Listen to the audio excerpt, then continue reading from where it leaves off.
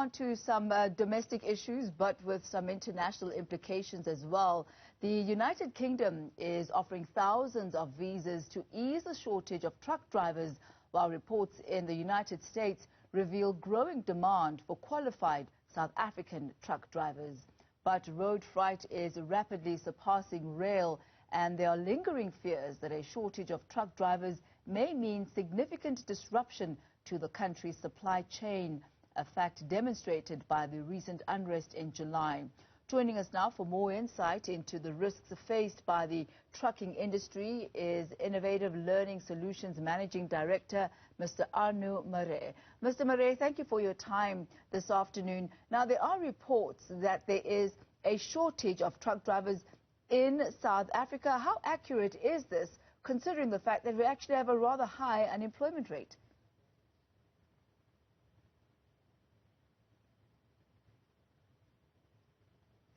Are you with us, Mr. Maré? Oh, please unmute yourself, sir. Sorry about that. These new methods of meetings we still all need to get used to. Like I was saying, I think it definitely is the truth that we do have a shortage of truck drivers. The high employment rate's got a lot to do with it, but also not. It is such a skilled position, being a real experienced truck driver. It's like comparing it to a brain surgeon. You can have an unemployment rate of 99%, but if you only have two brain surgeons in the country, you can only fill 2 of the, say, 17 positions that you need for that. And it's exactly the same with truck drivers. So we do have a lot of people with Code 14 licenses, but not necessarily the skills to be able to perform the work as well as it should be done. So talk to us about what it takes to be an employable truck driver, one that will be in demand not only for the local market, but for international markets too. Well, it starts with the international side of things. I think the hype that's being made now is definitely made out of desperation from other countries. You can't take a South African truck driver and just say, take them across the border to England, throw them in a truck and say, start driving. Everything works differently. Their loading procedures, the tonnage that they can carry, the type of trucks they drive, the type of trailers they pull, the conditions, road conditions, weather conditions, everything has to be taken into consideration. So if you have to take a truck driver from South Africa to, say, the UK or the USA, it'll take about 5 years to get that truck driver first fully licensed and legal to be on the road, and to teach that truck driver to have the necessary experience and skill set that he would be able to use on an international level. Say in the USA, where they drive predominantly in snow in the northern parts of the US, we don't have that in South Africa, so it'll take a truck driver a lot of time to learn how to actually deal with this mass-loaded vehicle in these conditions. So I think that is something that at the moment is more something that's being stated out of desperation. People aren't actually thinking it through as well as they should, really. And I don't think the grass is so much greener on the other side in any case.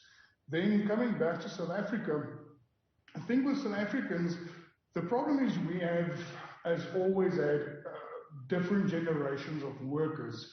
And then this epidemic hits us, and we had a lot of fatalities, and we had a lot of illness, and there was a lot of problems, and service delivery became so much more important, and definitely so much more of an intricate part of our network, and a lot more spotlight was placed on top of it.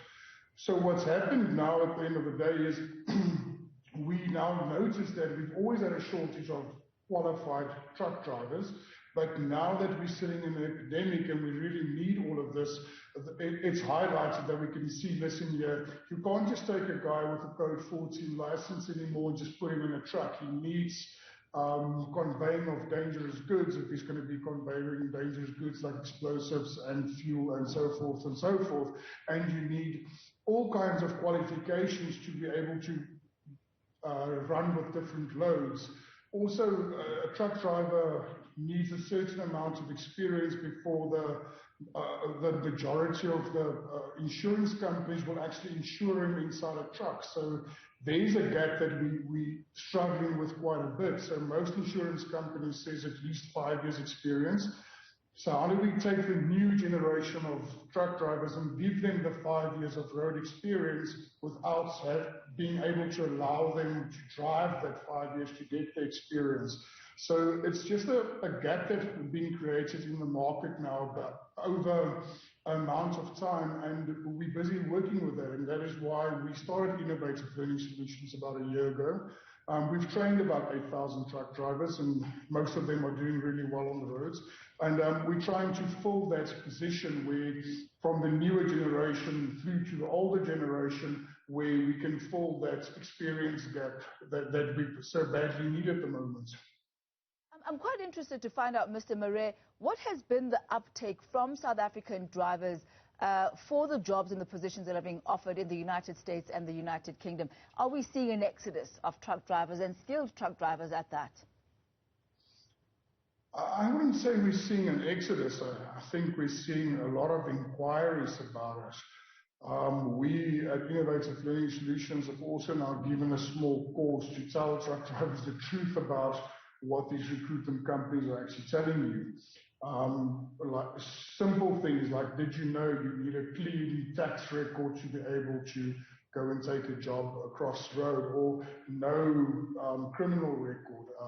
So we've started trying to educate people that it's not as easy as people think it is, just to pack your stuff and go. The cultural differences when moving from one country to another country is also very big and a big challenge for a lot of people. So I wouldn't say we're seeing an exodus. I think we're seeing a lot of inquiry, but I think the amount of truck drivers actually going, and I can't say specific numbers, but I don't think it's as high as people is making it, because as I said just now, you can't just take a truck driver over and give him a truck and start driving. It's going to take him 2 to 3 years before he becomes a viable truck driver again in a new country.